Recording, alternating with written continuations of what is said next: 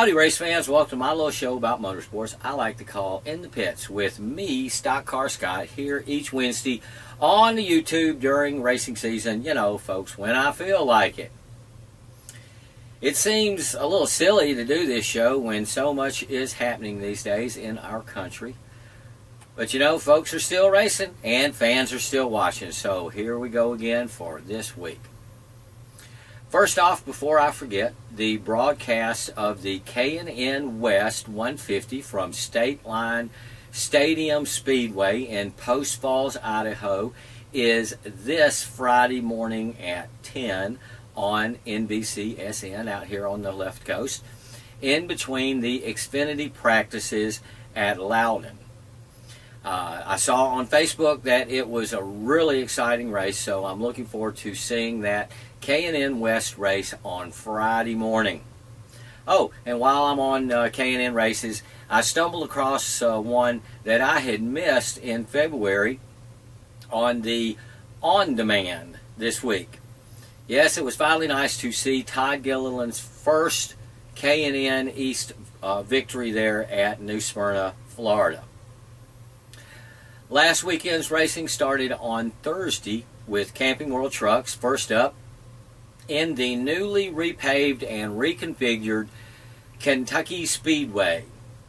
Truck visitor part-time driver there, Daniel Suarez, put one of the three of the Toad's KBM Toyota Tundras on the pole.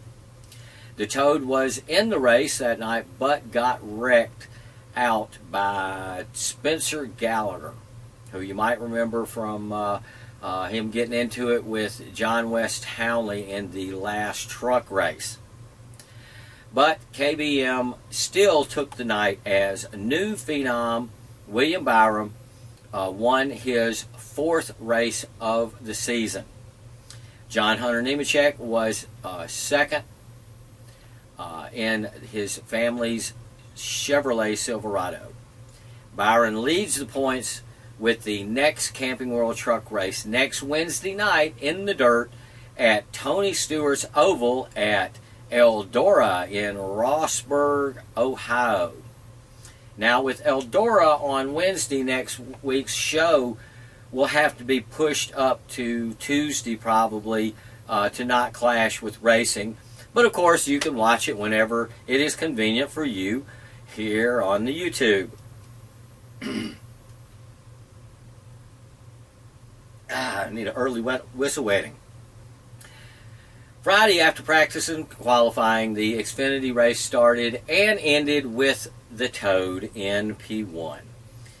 His Toyota teammates of Suarez and the old phenom Eric Jones started second and third, but ended up third and fourth respectively, with Austin Dillon in the number 2 RCR Rude Camaro was in second.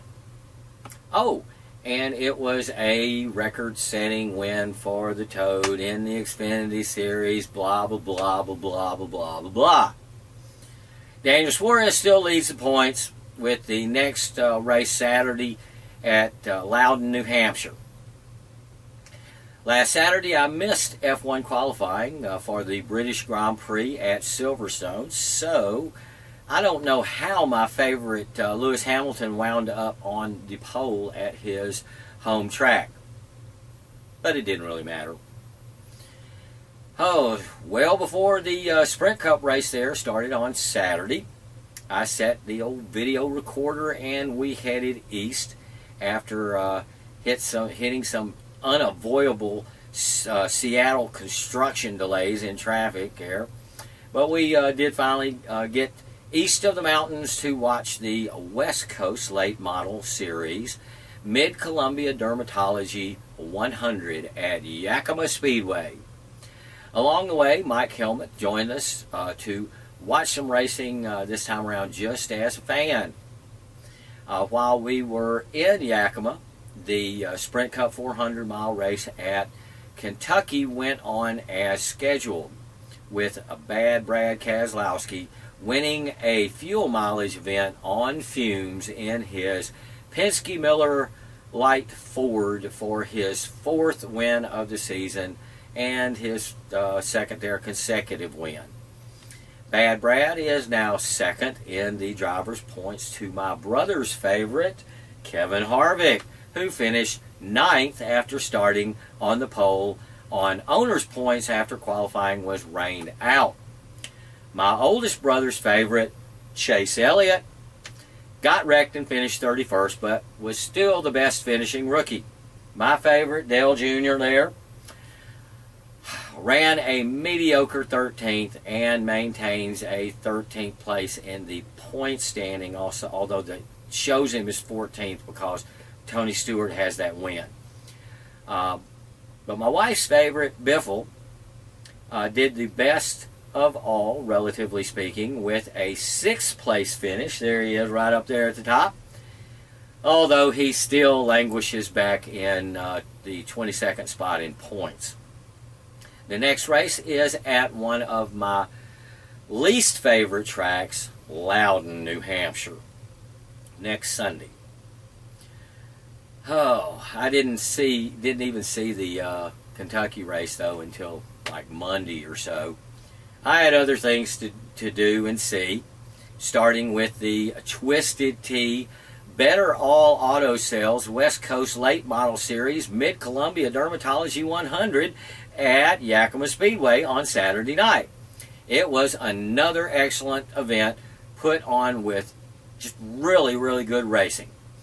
And though I didn't shoot any video of the Hornet or mini stock races to show, I do want to give a shout out to young Miss Cheyenne Trujillo, who won her Hornet main, I think, and finished second in the mini stock event again, as I recall. Sorry, I don't have the official records to back me up, but she was very impressive nonetheless. So look out for Shy in the future there at Yakima.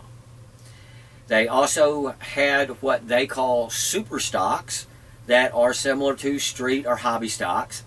And they had a pretty good feature that ended with Mike Hill winning over Cody Graham, who I found out was a frequent viewer of this channel and of the StockCar Scott videos that I put up of racing. So if you are watching, Cody, thanks and howdy.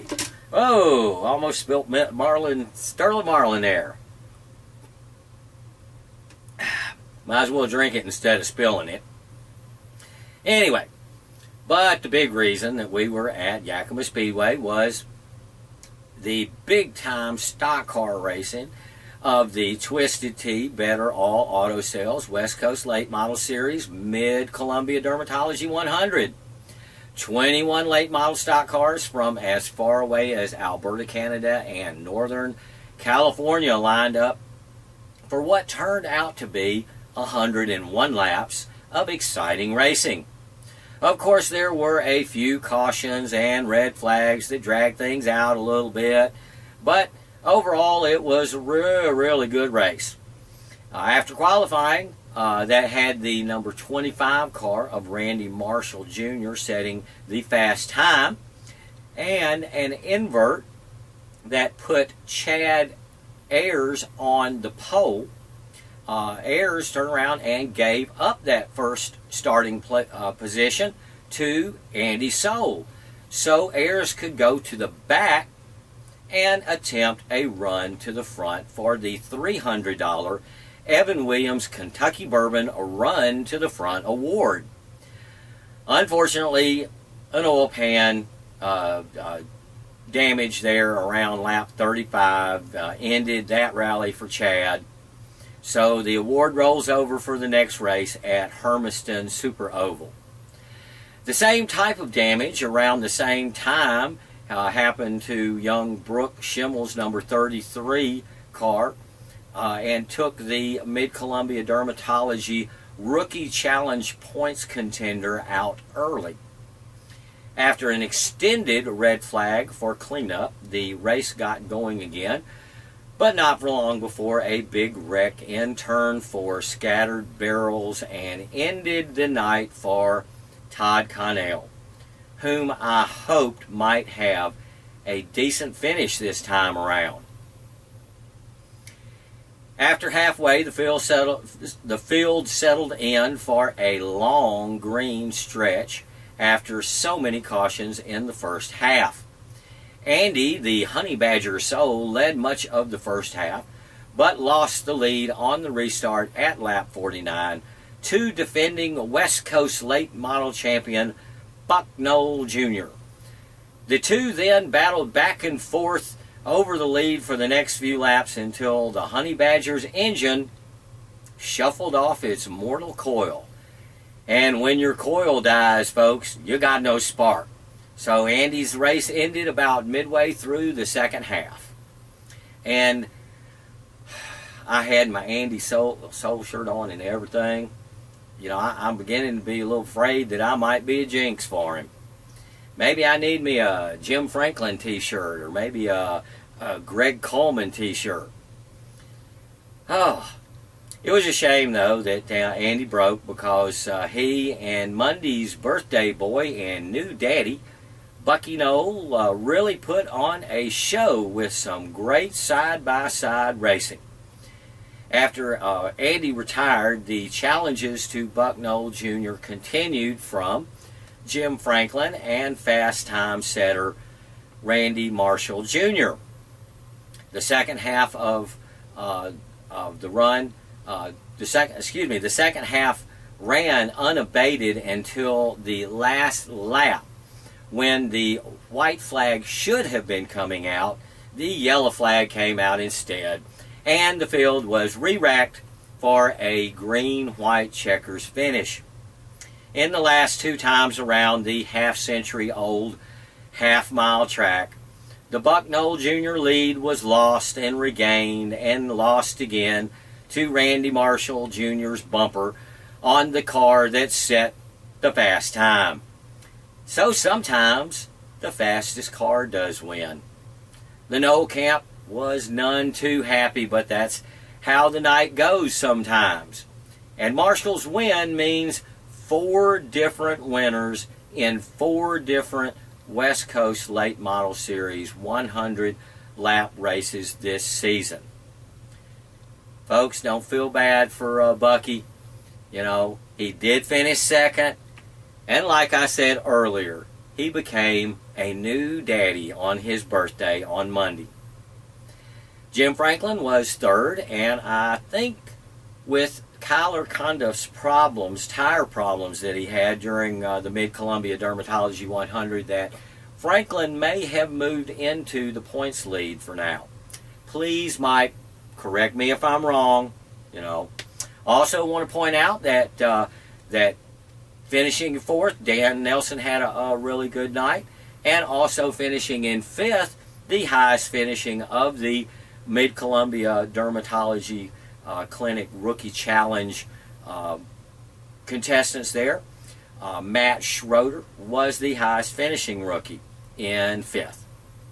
It was a fun night of racing, folks, full of friends and racing and all sorts of stuff. So, but because the West Coast late model feature went kind of long, we had to skip the bump to pass and meeting everybody in the pits after the racing, and head back to Seattle.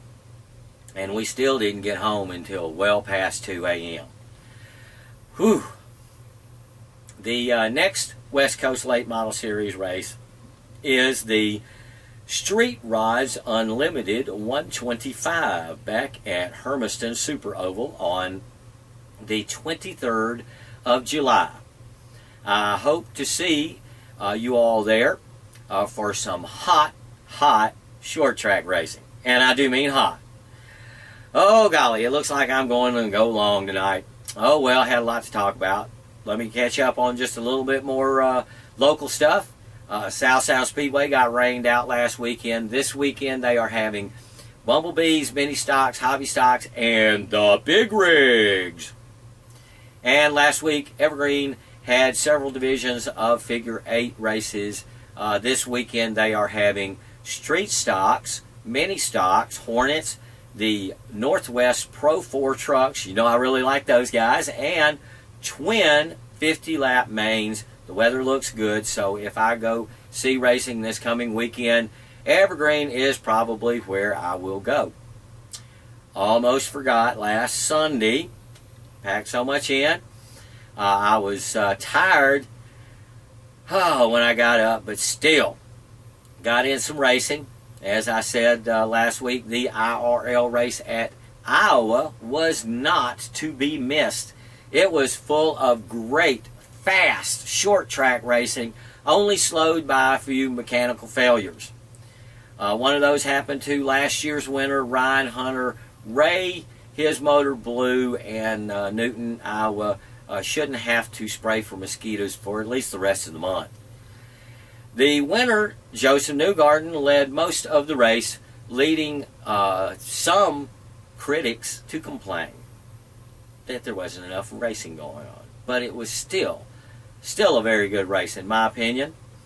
The IRL's next event is this coming Sunday at Toronto. Also, last Sunday, I was able to watch the F1 British Grand Prix. Just before the start of the race, the rain came down in buckets. This seemed to help Lewis Hamilton at his home track. It helped him keep the field behind him because he started first.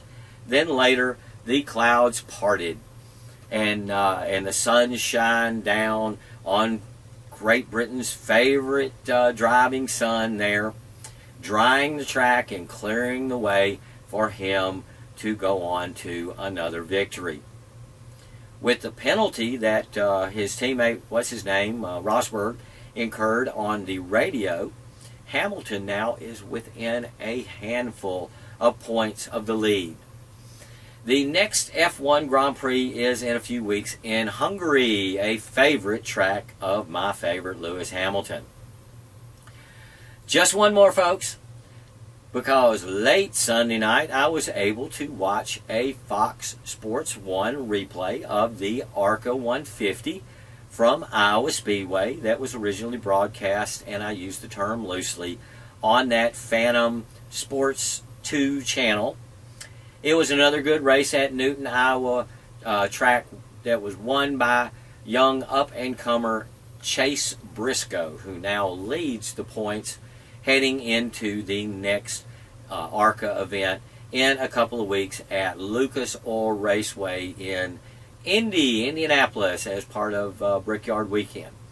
And I do believe it's on Fox Sports 1, where I could possibly watch it if I were going to be home. But I will be in Hermiston that day. And between F1 in Hungary and NASCAR at the Brickyard and the last day of the Tour de France for my wife, I don't know where the ARCA race will fit.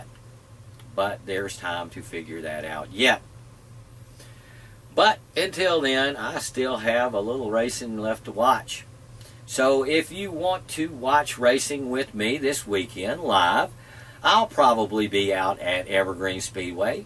That's where these super late models will be. And, because I like to watch some super late models racing. That's my favorite. But, because I'm StockCar Scott, and that's why I go. Love racing.